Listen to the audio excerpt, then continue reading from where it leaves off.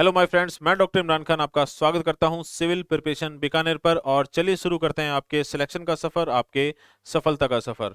अपने राजस्थान ज्योग्राफी की सीरीज चल रही है और इसमें फिजिकल फीचर्स या मैं कहूं फिजिकल डिविजन्स ऑफ राजस्थान या राजस्थान के भौतिक प्रदेश जो हैं उसके लास्ट टॉपिक पर अपने आ चुके हैं। साउथ ईस्टर्न प्लेट्यू रीजन या मैं कहूँ दक्षिण पूर्वी पठारी प्रदेश पर अपने अपने आ चुके हैं भाई। और इस वीडियो लेक्चर में अपने ये कंप्लीट करने वाले हैं, तो ध्यान से देखना, एक ही वीडियो लेक्चर में कंप्लीट हो जाएगा।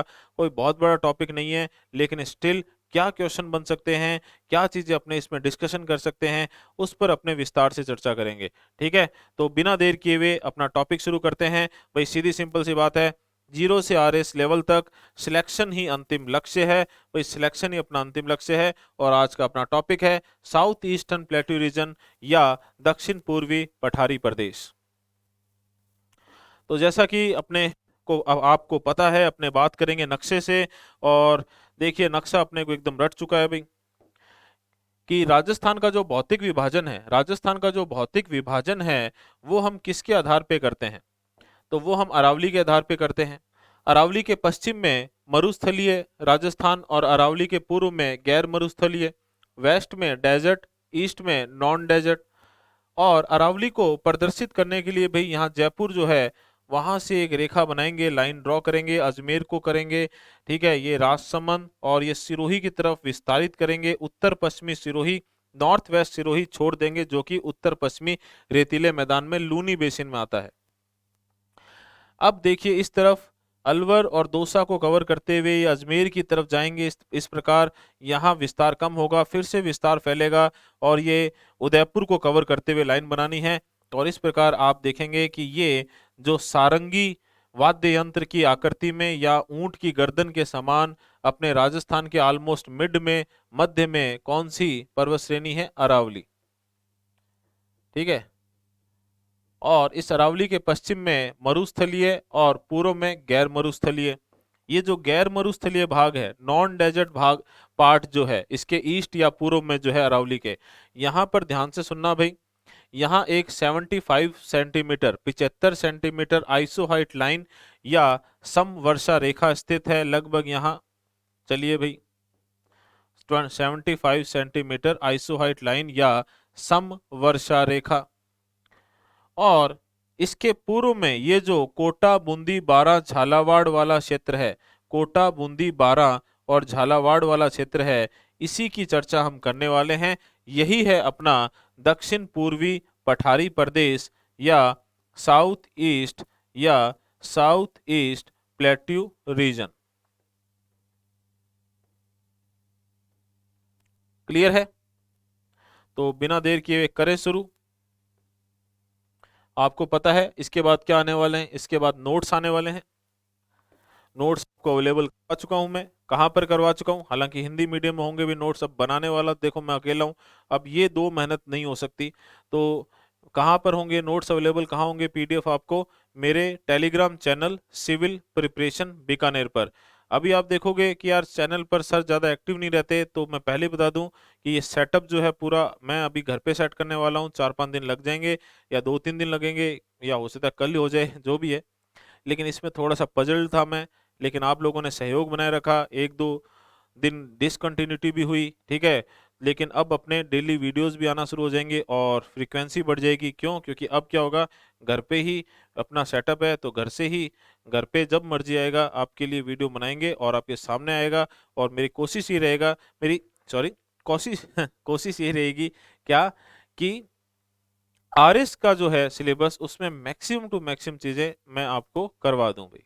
क्लियर है? चलिए, तो देखते हैं भाई अपना टॉपिक। सीधी बात है, अपना टॉपिक है दक्षिण पूर्वी पठार और इससे रिलेटेड अपने जो कॉमन चीजें हैं अगर उनकी बात करें, तो दक्षिण पूर्वी पठार जो है वो किसका अवशेष माना जाता है? तो गोंडवाना लैंड का अवशेष माना जाता है। किसका अवशेष माना जाता है? गोंडवाना लैंड का अवशेष माना जाता है। रेमनेंट किसका माना जाता है? गोंडवाना लैंड का। ठीक है, अगली चीज, इसका निर्माण कब हुआ? तो इसका निर्माण क्रिटेशियस, इसका निर्माण क्रिटेशियस एरा में हुआ है, क्रिटेशियस कालखंड में हुआ है। ठीक है, भारत के किस भौतिक प्रदेश या फिजिकल फीचर का फिजिकल डिवीजन का भाग माना जाता है? तो ये पेनिनसुलर प्लेट्यू रीजन या प्रायद्वीपीय पठारी प्रदेश का, पेनिनसुलर प्लेट्यू रीजन या प्रायद्वीपीय पठारी प्रदेश का। ठीक है, अगली चीज कि यह राजस्थान का कितना प्रतिशत क्षेत्रफल कवर करता है? तो भाई आपको अच्छे से पता है 6.29% कवर करता है, 6.29%। इसमें जनसंख्या कितना निवास करती है? तो इसमें राजस्थान की लगभग 11% जनसंख्या निवास करती है। ठीक है, क्लियर है। कितने जिलों को कवर करता है? तो मुख्यतः 4 जिलों को कवर करता है। कौन से? कोटा, बूंदी, बारां और झालावाड़। कोटा, बूंदी, बारां और झालावाड़। क्लियर है। कैसी जलवायु पाई जाती है? तो अति आर्द्र या वेरी ह्यूमिड, अति आर्द्र या वेरी ह्यूमिड क्लाइमेट यहाँ पाया जाता है। वर्षा कितनी होती है? तो आप होती है या आपको वो 10 सेंटीमीटर होती है। यहीं पर झालावाड़ जिला है जो कि राजस्थान की सर्वाधिक वर्षा वाला जिला है। वर्षा वाला स्थान, मैक्सिमम रेनफॉल वाला प्लेस या स्थान माउंट आबू सिरोही है, लेकिन वर्षा वाला जिला कौन सा है? सर्वाधिक मैक्सिमम रेनफॉल वाला डिस्ट्रिक्ट कौन सा है? झालावाड़। कितनी वर्षा? 110 सेंटीमीटर। क्लाइमेट में आ जाएगा पॉइंट। चलिए आगे बढ़ते हैं। तो जलवायु होगी तो यहाँ पर वनस्पति वेजिटेशन कैसी है? तो सवाना घास के मैदान है। कैसे हैं? सवाना घास के मैदान है, ग्रासलैंड्स हैं। ठीक है, इसके बाद में यहाँ मिट्टी कौन सी है? तो मिट्टी पर बात करेंगे भाई, चलो पहले लिख लेते हैं और समझ भी लेंगे बाद में। यहाँ पर काली, ठीक है, काली कपासी रेगुर मिट्टी है। काली कपासी रेगुर मृदा है, या आप बोल सकते हो ब्लैक कॉटन रेगुर सॉइल है। ठीक है, और ये काली कपासी रेगुर मिट्टी कौन सी फसलों के लिए या इस क्षेत्र की जो प्राकृतिक दशाएं हैं वो कौन सी फसलों के लिए उपयुक्त है? तो इसमें आप एक ट्रिक याद कर लो। क्या? अशोक। क्या ट्रिक याद कर लो? अशोक। और इस ट्रिक से आप निकाल सकते हो, याद कर सकते हो नाम क्या? ऐसे अफीम, जिसको ओपियम कहते हैं। ऐसे अफीम, ओपियम, सोयाबीन, सो से सोयाबीन। ठीक है भी। और कैसे कपास या कॉटन। क्लियर है। आगे बढ़े। तो ये हो गए सारे कॉमन पॉइंट जो यहाँ दिए हुए हैं या अपने ने टेबल में कर लिया था। अब अपने इसमें मेनली क्या करने वाले हैं? दक्षिण पूर्वी पठार का ये पूरा भौगोलिक विभाजन पढ़ने वाले हैं भाई। क्या पढ़ने वाले हैं? पूरा भौगोलिक विभाजन पढ़ने वाले हैं। ठीक है, ये डायग्राम ध्यान से देख लेना और अपने अपने अलग से डायग्राम बनाएंगे अपना। तो मेरे हिसाब से राजस्थान का मैप तो आप बनाना सीख ही गए होंगे अब तक।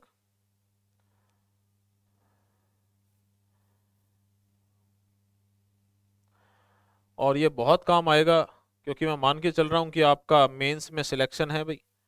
और जब मेंस का पेपर लिखोगे और डायग्राम बनाकर जब आप आंसर राइटिंग करोगे उसके बाद जो आपके नंबर आएंगे तो तब देखना बहुत ही बेहतरीन नंबर आएंगे। ये भाई लगभग आप मान सकते हो कि यहाँ ये भाग जो है 75 सेंटीमीटर समवर्षा रेखा वाला भाग है। थोड़ा सा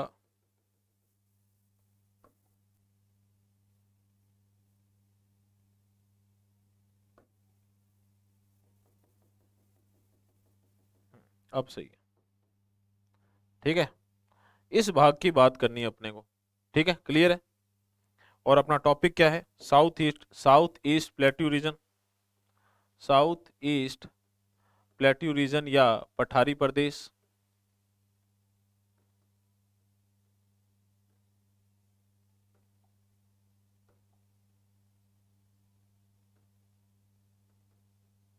ठीक है, अब मेरी बात ध्यान से सुनना भाई। हम इसे दो भागों में बांट के पढ़ेंगे। कितने भागों में? दो भागों में। एक तो ये वाला भाग, ठीक है, और दूसरा ये वाला भाग। एक तो ये वाला भाग और दूसरा ये वाला भाग। अब हमने इसे दो भागों में क्यों बांटा है? अच्छा पहले देख लेते हैं इन दो भागों के नाम क्या है। इसका जो उत्तर वाला भाग है इसे हम विंध्य कगार के रूप में पढ़ेंगे। किसके रूप में पढ़ेंगे? विंध्य कगार। ठीक है भाई, हिंदी इंग्लिश में याद कर लेना, विंध्य कगार। और जो इसका दक्षिण वाला भाग है, साउथ वाला पार्ट है, इसे हम लावा प्लेट्यू या लावा पठार के रूप में पढ़ेंगे। अब आपके दिमाग में आना चाहिए सर ये विंध्य कगार या लावा पठार क्या है, तो चलिए पहले एक छोटा सा डायग्राम अपने इसका भी बना लेते हैं। यहाँ पर अपने पूरे इंडिया का एक डायग्राम बनाते हैं।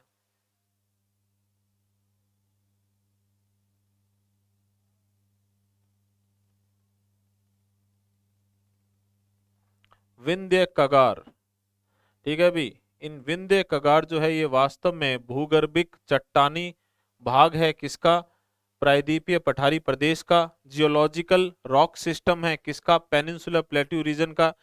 राजस्थान में कहाँ पाया जाता है या भारत में कहाँ पाया जाता है? तो देखिए ये तो राजस्थान में क्या होगी? अरावली। ठीक है, और ऐसा माना जाता है क्या कि यहाँ चित्तौड़गढ़ से इस प्रकार, इस तरीके से विस्तारित एक पूरा का पूरा चट्टानी प्रदेश है। कहां से कहां तक है? तो राजस्थान के चित्तौड़गढ़ से, राजस्थान के चित्तौड़गढ़ से, ठीक है, कहां तक है? सासाराम बिहार तक। ठीक है भाई, सासाराम बिहार तक। ठीक है, क्या कहते हैं इसे? इसे विंध्य कगार कहते हैं। इसे क्या कहते हैं? इसे विंध्य कगार कहते हैं। ठीक है, अब आप कहोगे सर ये कहाँ है, क्या है? तो ये भाई भूगर्भ के नीचे, जियोलॉजिकल मतलब पृथ्वी की सतह के नीचे पूरी की पूरी एक चट्टानी सिस्टम है। इसी के नाम पर विंध्यांचल पर्वत श्रेणी का नाम है। क्यों? क्योंकि लगभग यहीं कहीं है। ठीक है, अब मेरी बात ध्यान से सुनना। ये जो विंध्य कगार है ये इमारती पत्थर, ये किसके लिए फेमस है? ये इमारती पत्थर या बिल्डिंग स्टोन्स के लिए फेमस है। ठीक है भाई, क्लियर है? अब आप देखोगे कि ये विंध्य कगार किसका भाग है, तो अगर शॉर्ट फॉर्म में लिखूं तो ये पेनिनसुलर प्लेट्यू रीजन का भाग है या प्रायद्वीपीय पठारी प्रदेश का भाग है। ये अरावली किसका भाग है? तो अरावली भी पेनिनसुलर प्लेट्यू रीजन का भाग है, प्रायद्वीपीय पठारी प्रदेश का भाग है। और इनके बीच में जो है ये, मैं कहूँ तो पूर्वी मैदान जो है वो आ गया है, पूर्वी मैदान है। तो इनके बीच में एक गैप है। किसके बीच में? अरावली और विंध्य कगार के बीच में। इस गैप का क्या नाम है? ये अपना क्वेश्चन बनता है अभी।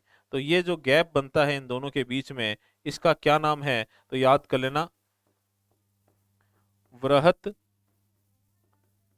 सीमांत वृहत सीमांत भ्रंश। ठीक है भाई, और इंग्लिश में कहते हैं great boundary fault. Great boundary fault, clear है? और अब मेरी बात ध्यान से सुनना, इस पे एक क्वेश्चन और बनता है। क्या क्वेश्चन बनता है कि वृहत सीमांत भ्रंश या ग्रेट बाउंड्री फॉल्ट राजस्थान के कौन से क्षेत्र से संबंधित है? तो भाई ये राजस्थान का दक्षिण पूर्वी क्षेत्र है। तो सीधा सीधा याद कर लेना, दक्षिण पूर्वी राजस्थान या साउथ ईस्ट राजस्थान। क्लियर है भाई? क्लियर है? ठीक है, और ये कौन सी दो संरचनाओं को अलग करता है? अरावली को विंध्य कगार से अलग करता है। ठीक है, इस विंध्य कगार का जो भाग है वो राजस्थान में लगभग यहाँ पाया जाता है। और यहाँ कौन कौन से जिले हैं? कौन कौन से जिले हैं? तो अपने कहेंगे सवाई माधोपुर, करौली और धौलपुर। ठीक है, जिसे अपने विंध्य कगार के रूप में पढ़ेंगे, साउथ ईस्ट प्लेट्यू रीजन के। ये भूगर्भिक रूप से इसका भाग है। वैसे तो ये चंबल का हमने पढ़ा था कि चंबल बेसिन तो कहाँ है? ये सतह के ऊपर, सरफेस के ऊपर ये चंबल बेसिन, क्योंकि वहां पर चंबल नदी के द्वारा अपर्दन की क्रिया वगैरह होती है, गली इरोजन, अवनाली का अपर्दन, ठीक है, बैडलैंड टोपोग्राफी, उत्खात स्थलाकृति या बीहड़ क्षेत्र का निर्माण होता है। हमने जस्ट पहले वाले वीडियो में पढ़ा था।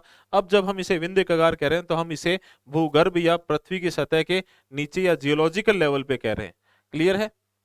और ध्यान से सुनना, यहाँ क्या है भाई? यहाँ पर बूंदी है, बूंदी, कोटा, बारा और झालावाड़। ठीक है, आ गया समझ में? चले आगे, ये एकदम क्लियर है। चले आगे। तो भाई एक तरीके से आप इसका एक इस तरीके का डायग्राम बना सकते हो।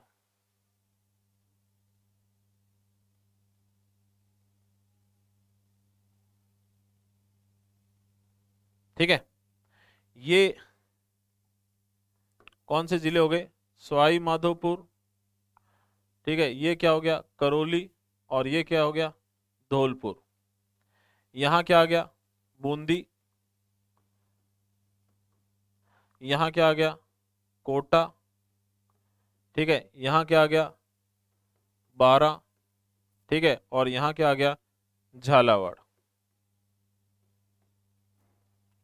क्लियर है? अब देखिए, अभी सिंपल सीधी सी बात है, यहाँ पे आ जाओ एक बार, नोट्स में देख लो ध्यान से क्या क्या नाम अपने को याद करने हैं। तो अपने को यहाँ रामगढ़ की पहाड़ी, बूंदी की पहाड़ियाँ, ठीक है, कुंडला की पहाड़ियाँ, मुकुंदरा या दर्रा की पहाड़ियाँ, या फिर मैं कहूँ पहले हम विंध्य कगार उत्तरी भाग को पढ़ेंगे, फिर हम लावा पठार दक्षिणी भाग को पढ़ेंगे। ठीक है, और विंध्य कगार में देख लो भाई, सवाई माधोपुर, करौली, धौलपुर, और ये क्या आ गए? बलुआ पत्थर, सैंडस्टोन, जो कि इमारती पत्थर है। और मैंने बता दिया आपको, विंध्य कगार क्षेत्र वैसे भी इमारती पत्थर के लिए जाना जाता है। ठीक है, और लावा पठार में पढ़ेंगे, क्या पढ़ेंगे? रामगढ़ की पहाड़ियां, बूंदी की पहाड़ियां, कुंडला की पहाड़ियां, मुकुंदरा की पहाड़ियां, और कोई ना कोई एक्स्ट्रा पॉइंट अपना जरूर निकल आएगा, आपको पता ही है। तो पहले अपने बात करते हैं इस भाग की। ठीक है, पहले भाग की, विंध्यन कगार। ठीक है, मुख्यतः यहाँ पर कौन सा बलुआ पत्थर? तो यहाँ पर बलुआ पत्थर कौन सा, नहीं सॉरी, यहाँ पर मुख्यतः क्या? सैंडस्टोन, और सैंडस्टोन को अपने कहते हैं बलुआ पत्थर। ठीक है, अब आप बोल सकते हो कि मुख्यतः यहाँ पर जो फेमस है वो कौन सा है? वो लाल बलुआ पत्थर है। कौन सा है? लाल बलुआ पत्थर। आपने हो सकता है आज का अखबार पढ़ा हो, तो अपनी राष्ट्रपति श्रीमती द्रौपदी मुर्मू जो है, उन्होंने कहा है ना भाई कि ये जो अपना संसद भवन है, ये राजस्थान की पत्थरों से निर्मित है और राजस्थान वाले ही उसे संचालित कर रहे हैं। ठीक है, तो कहीं ना कहीं समझ गए क्या बोल रहा हूँ। लेकिन अपने ज्योग्राफी के लेवल पे बात करें तो ये लाल बलुआ पत्थर, इसका इस्तेमाल हुआ है किसमें? जो अपनी नया संसद भवन बना है ना, उसमें।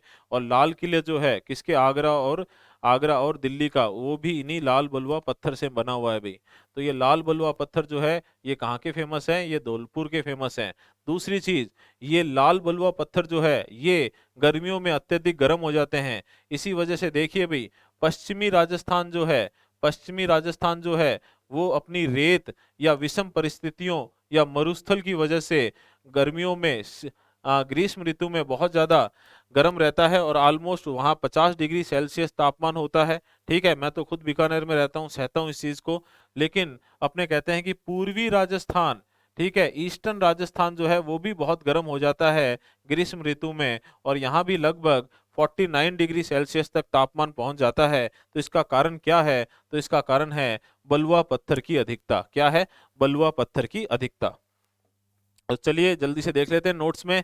सवाई माधोपुर, करौली, धौलपुर, ठीक है, ये सॉरी, सवाई माधोपुर, धौलपुर, करौली, धौलपुर, ये क्या हो गया? विंध्य कगार क्षेत्र, सवाई माधोपुर, करौली, धौलपुर, बलुआ पत्थर सैंडस्टोन की अधिकता पाई जाती है। धौलपुर का लाल गुलाबी बलुआ पत्थर विश्व प्रसिद्ध है, जिसका उपयोग दिल्ली, आगरा के लाल किले के निर्माण में हुआ है। नए संसद भवन में भी हुआ है। ठीक है, बलुआ पत्थर की अधिकता के कारण ही ग्रीष्म ऋतु में पूर्वी राजस्थान का तापमान भी पश्चिमी राजस्थान की तरह ही अधिक रहता है। बाई चांस पूछ ले कि पूर्वी राजस्थान का तापमान ग्रीष्म ऋतु में पश्चिमी राजस्थान के समान अधिक क्यों रहता है? तो कारण है बलुआ पत्थर की अधिकता, सैंडस्टोन की अबेंडेंस। ठीक है, अब अपने आते हैं लावा पठार पे। तो ये वाला भाग जो दूसरा भाग है, ये है अपना लावा पठार।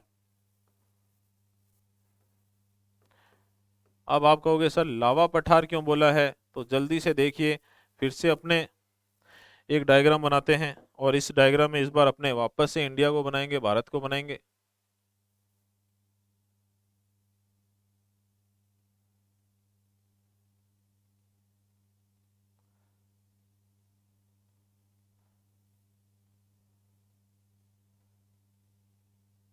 ये बन गया अपना भारत। ठीक है, और भारत में अपने 3 पठारी प्रदेशों को दिखाएंगे। एक ये त्रिभुजाकार दक्षिण भारत में, इसके ऊपर एक और त्रिभुजाकार मालवा का पठार, और एक अपना ये हाड़ौती का पठार। ठीक है, ये 3 क्षेत्र हैं। इसके अलावा काठियावाड़ क्षेत्र में भी काली मिट्टी पाई जाती है। तो ये 3 जो है क्षेत्र हैं, पठार हैं ये। ऐसा माना जाता है, ऐसा माना जाता है कि क्रिटेशियस काल में धरती के अंदर से जो है मैग्मा लावा के रूप में बाहर निकला और लावा का उद्गार हुआ, एक तरीके से लावा इरप्ट हुआ। और बहुत बड़े स्तर पर ये जो दक्कन का पठार है, ये जो मैंने शो किया है सबसे नीचे, ये 5 लाख वर्ग किलोमीटर में फैला हुआ है। तो यहाँ दक्कन के पठार में, ठीक है, बहुत बड़े स्तर पर, या दक्कन वाले क्षेत्र से बहुत बड़े स्तर पर दक्षिण भारत में लावा फैल गया भाई, मुख्यतः महाराष्ट्र वाले क्षेत्र में। ठीक है, और ये बेसाल्टिक लावा था, तो बहुत बड़े स्तर पर फैल गया और इससे पठार का निर्माण हुआ, जिसे दक्कन का पठार कहते हैं। मालवा का पठार का निर्माण भी इसी तरीके से हुआ है। और ये कौन सा है, हाड़ौती का पठार, ये भी इसी प्रकार लावे से निर्मित है। लावा कौन सा, बेसाल्टिक लावा, जो ठंडे होने में टाइम लेता है। इसीलिए इसीलिए इन लावा पठारों में कौन सी चट्टानें, बेसाल्ट की चट्टानें पाई जाती है। और बेसाल्ट की चट्टानों के वेदरिंग या टूटने फूटने से काली मिट्टी या ब्लैक सॉइल का निर्माण होता है, काली मृदा या ब्लैक सॉइल का निर्माण होता है।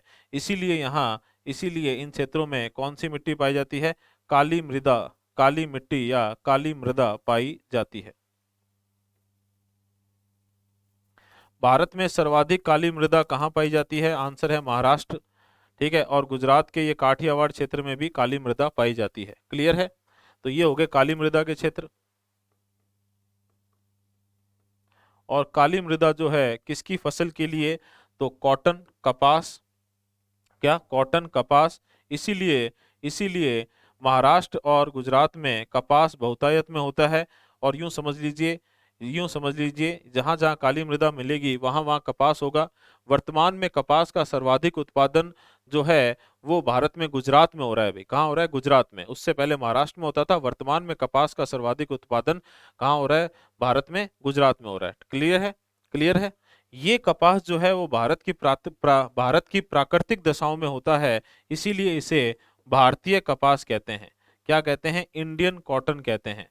ठीक है, और ये कपास जो है वो छोटे रेशे वाला है। कैसा रेशा होता है इसका, छोटा रेशा होता है।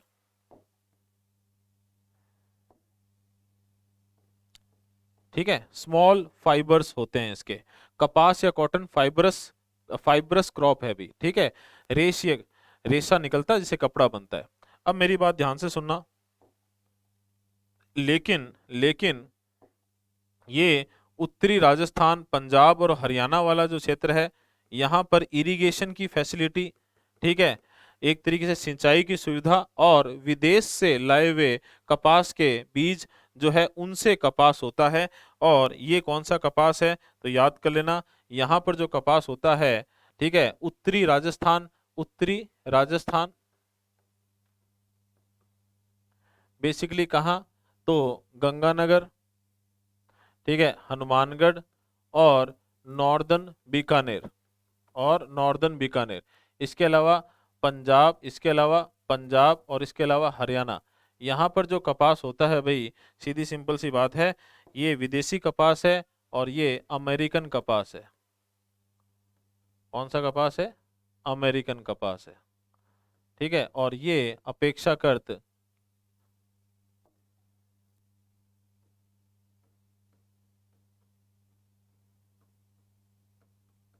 लंबे रेशे का कपास है। इसका फाइबर जो है वो लॉन्ग होता है।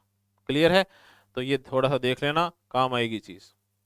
और भारत में सर्वाधिक कपास का उत्पादन कहाँ होता है, तो गुजरात में होता है। इससे पहले महाराष्ट्र में होता था। एक एग्जाम में दिशा के आधार पे पूछ लिया तो भाई ये भारत का कौन सा भाग है, तो ये भारत का दक्षिण पश्चिमी भाग है भाई। ठीक है, तो भारत के दक्षिण पश्चिम में कपास का सबसे ज्यादा उत्पादन होता है।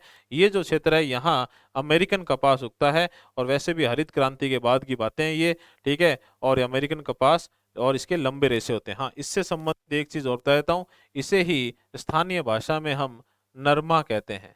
क्या कहते हैं, नरमा कहते हैं। क्लियर है, तो कहीं ना कहीं समझ में आ गया लावा पठार क्या होता है और क्यों यहाँ पे काली मिट्टी पाई जाती है। क्योंकि बेसाल्ट की चट्टानों के टूटने से काली मिट्टी का निर्माण होता है। यूं समझ लो लावा है तो आग है, आग जल गई, राख बच गई, राख का रंग कैसा? काला। चलिए भाई, अब आते हैं इधर वापस और नोट्स में आ जाओ। तो अब अपने को लावा पठार जो बेसाल्ट की चट्टानों से निर्मित है, काली मिट्टी पाई जाती है, ये पढ़ना है। और एक तरीके से मैं कहूँ तो दक्षिण पूर्वी पठार का दक्षिणी भाग पढ़ना है। तो यहाँ पर कौन कौन से पॉइंट पढ़ने हैं, सीधे सीधे देखते हैं भाई। सबसे पहले इसे हाड़ौती क्यों कहते हैं? तो पहला पॉइंट अपना हो जाएगा हाड़ौती, फिर हो जाएगा रामगढ़ की पहाड़ियाँ, ठीक है, फिर हो जाएगा बूंदी की पहाड़ियाँ, फिर हो जाएगा कुंडला की पहाड़ियाँ, और फिर हो जाएगी मुकुंदरा की पहाड़ियाँ। तो अपना पहला पॉइंट है, इस क्षेत्र को हाड़ौती का पठार कहते हैं, ठीक है। अपना दूसरा पॉइंट हो जाएगा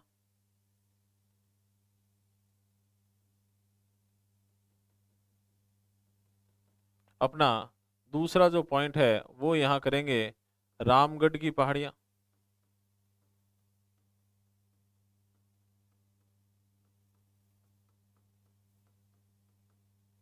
ठीक है। अपना तीसरा पॉइंट जो है वो भी बूंदी में ही करेंगे, ठीक है। क्या होगा वो? बूंदी की पहाड़ियाँ,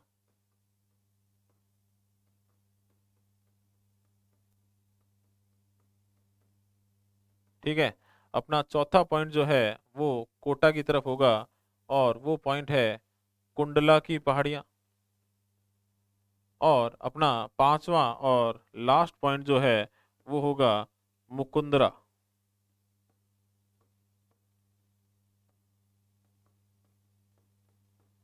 मुकुंदरा की पहाड़ियाँ। तो चलिए भाई, देखते हैं क्या चीजें हैं ये।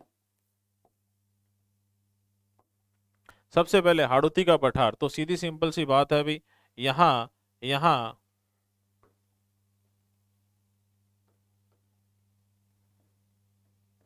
हाड़ा राजपूतों का क्षेत्राधिकार, हाड़ा राजपूतों का क्षेत्राधिकार, ठीक है भाई।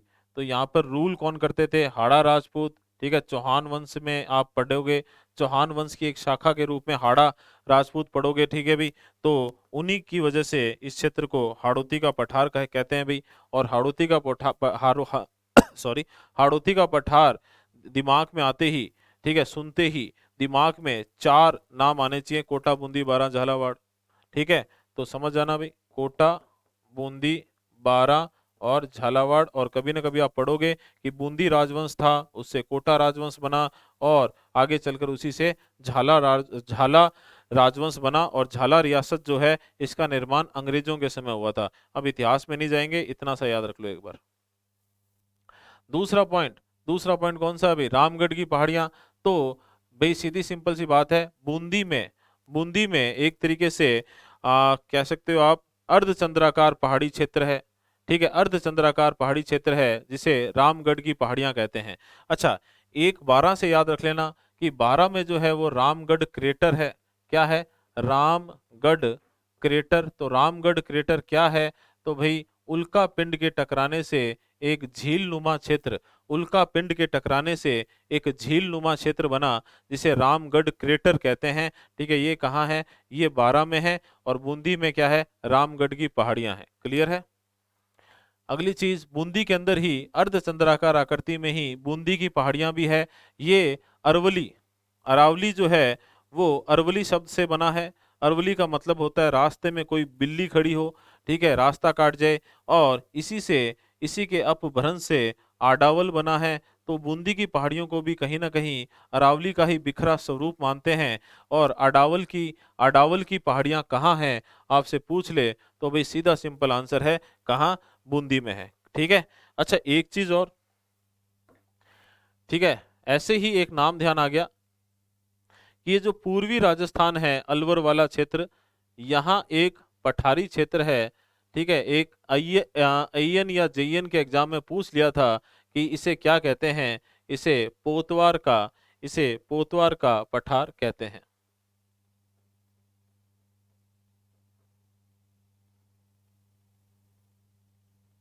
ठीक है। चलो भाई, वापस आ जाओ अपने तो इधर। हाड़ौती का पठार क्यों कहते हैं? हाड़ा राजपूतों का क्षेत्राधिकार है, ठीक है, वंश में पढ़ोगे आप। दूसरा, रामगढ़ की पहाड़ियां बूंदी में, लेकिन रामगढ़ क्रेटर उल्का पिंड के टकराने से बना है, कहाँ है? 12 के अंदर। तीसरा पॉइंट क्या है? लावा सॉरी, ये बूंदी की पहाड़ियां जिन्हें आडावल की पहाड़ियां भी कहते हैं, ठीक है। चौथा जो है कुंडला की पहाड़ियां, तो देखिए भाई ध्यान से, अपने ने पढ़ा था क्या कि अजमेर शहर के चारों ओर सर्पिलाकार पहाड़ी क्षेत्र है जिसे नाग की पहाड़ियां कहते हैं, ठीक है। स्पाइरल हिली एरिया है, ठीक है। उदयपुर के चारों ओर क्या है? तस्तरी नुमा डिस्क शेप पहाड़ी क्षेत्र है जिन्हें गिरवा की पहाड़ियां कहते हैं। इसी प्रकार ये जो कोटा है इसके दोनों तरफ कुंडल आकृति, ठीक है, कान होता है ना जैसे, कुंडल आकृति की पहाड़ियां हैं जिसे कुंडला की पहाड़ियां कहते हैं। अगर आपने कोटा देखा है तो वो भी पहाड़ियों से घिरा हुआ है, तो कुंडल आकृति का पहाड़ी क्षेत्र है जिन्हें कुंडला की पहाड़ियां कहा जाता है। चलिए भी बहुत बढ़िया। मुकुंदरा की पहाड़ियां जो है वो कोटा से लेकर झालावाड़ तक फैली हुई हैं। वो कोटा से लेकर झालावाड़ तक फैली हुई है। मुकुंद सिंह हाड़ा के नाम पर इसका नाम मुकुंदरा की पहाड़ियां पड़ा। तो भाई सीधी सिंपल सा याद कर लो, कहाँ से कहाँ तक है? तो ये मुकुंदरा की पहाड़ियां जो है वो कोटा से लेकर कहाँ तक है? झालावाड़ तक। अब एक चीज और, ठीक है, एक चीज और कर लेते हैं यहीं पर ही। जब अपने पहुंच गए मुकुंदरा की पहाड़ियां, तो यहाँ मुकुंदरा हिल्स, मुकुंदरा हिल्स राष्ट्रीय उद्यान है, ठीक है। क्या है? नेशनल पार्क है। और इसे टाइगर प्रोजेक्ट का भी दर्जा मिला हुआ है। ये राजस्थान का तीसरा टाइगर प्रोजेक्ट हुआ करता था भाई, ठीक है। हुआ करता क्या था, हुआ है भी, लेकिन राजस्थान में कौन से नंबर का? तीसरे नंबर का। और वर्तमान में राजस्थान में एक और टाइगर प्रोजेक्ट बन चुका है जो संपूर्ण भारत में 53rd, हाँ 53वें नंबर का है। थोड़ा चेक कर लेना, शायद 52nd या 53rd नंबर का है। तो सबसे नवीनतम जो बना था तो वो था बूंदी का रामगढ़ विषधारी। उसके बाद एक और बन गया, कौन सा बना? गुरु घासीदास। कहाँ बना ये बना अपने किधर? छत्तीसगढ़ में, ठीक है। थोड़ा सा कंफ्यूजन हो गया मुझे, लेकिन हाँ ये कंफ्यूजन ये नहीं हुआ कि छत्तीसगढ़ में है नहीं, बस इसका हुआ कि ये 53 या 54 हुआ। तो ये थोड़ा सा देख लेना आप, कौन सा? रामगढ़ विषधारी। तो चलो यहाँ पे लिख ही देते हैं। एक और इसी क्षेत्र में विषधारी रामगढ़ विषधारी, ठीक है। क्या है ये भी एक टाइगर प्रोजेक्ट है, लेकिन ये वन्य जीव अभ्यारण्य है अभी। क्या है ये? वन्य जीव अभ्यारण्य है, ठीक है। वाइल्ड लाइफ सेंचुरी है ये एक्चुअली में, ठीक है। तो Ramgarh Vishdhari wild life sanctuary कहाँ है? बूंदी में है। और मुकुंदरा हिल्स राष्ट्रीय उद्यान नेशनल पार्क कहाँ है? ये कोटा झालावाड़ क्षेत्र में है। और ये दोनों ही टाइगर प्रोजेक्ट हैं, ये दोनों ही टाइगर प्रोजेक्ट हैं। ये राजस्थान का तीसरा टाइगर प्रोजेक्ट है और ये राजस्थान का चौथा टाइगर प्रोजेक्ट है। और जहां तक मुझे लगता है ये भारत का 53वां टाइगर प्रोजेक्ट था, या और अब 53वां टाइगर प्रोजेक्ट है। और इसके बाद में भारत में एक और टाइगर प्रोजेक्ट बन चुका है, कौन सा? गुरु घासीदास टाइगर प्रोजेक्ट। कहाँ पर? छत्तीसगढ़ में, ठीक है भाई। तो थोड़ा सा ये ध्यान में रख लेना, और जितनी भी इस क्षेत्र की विशेषताएं हैं वो आपके सामने हैं, ये अच्छे से याद कर लेना। तो कौन कौन सी विशेषताएं इस क्षेत्र की? तो देखिए भी ध्यान से सुनना। हाड़ौती का पठार, हाड़ा राजपूतों के क्षेत्राधिकार होने की वजह से इसे हाड़ौती का पठार नाम दिया गया, ठीक है। दूसरे नंबर पे रामगढ़ की पहाड़ियां बूंदी में है, आडावल की पहाड़ियां बूंदी में है, बूंदी की पहाड़ियां तो बूंदी में होगी। और रामगढ़ से नाम याद कर लेना, रामगढ़ विषधारी वन्य जीव अभ्यारण्य। ये राजस्थान का नवीनतम टाइगर प्रोजेक्ट है, ठीक है। इसके बाद में कोटा की तरफ चलें तो कोटा में कुंडला की पहाड़ियां, और कोटा से झालावाड़ की तरफ मुकुंदरा की पहाड़ियां, ठीक है। यहाँ मुकुंदरा हिल्स राष्ट्रीय उद्यान या नेशनल पार्क है, ये राजस्थान का तीसरा टाइगर प्रोजेक्ट है, ठीक है। और इसके बाद में अगर कोई एक्स्ट्रा पॉइंट अपने को यहाँ पे ये मिल सकता है तो ये है रामगढ़ क्रेटर उल्का पिंड के टकराने से निर्मित झील है। कहाँ पर है? 12 में है। और इससे ऊपर का क्षेत्र जो है वो कौन सा है? विंध्य कगार, जो बलुआ पत्थर की वजह से जाना जाता है। और यहाँ पर धौलपुर जो है वो लाल बलुआ पत्थर की वजह से फेमस है भाई, ठीक है। तो ये सारी ज्योग्राफिकल बातें होगी अपनी। आई होप ये चीजें समझ में आ चुकी है आपके, एकदम दिमाग में छप गई ये चीजें। तो अभी देख लेते हैं जल्दी से आज अपने ने क्या किया। आज अपने ने साउथ ईस्टर्न प्लेट्यू रीजन या दक्षिण पूर्वी पठार जो है वो अपना कंप्लीट कर लिया है। एक तरीके से राजस्थान के भौतिक प्रदेश फिजिकल डिवीजन अपने कंप्लीट हैं।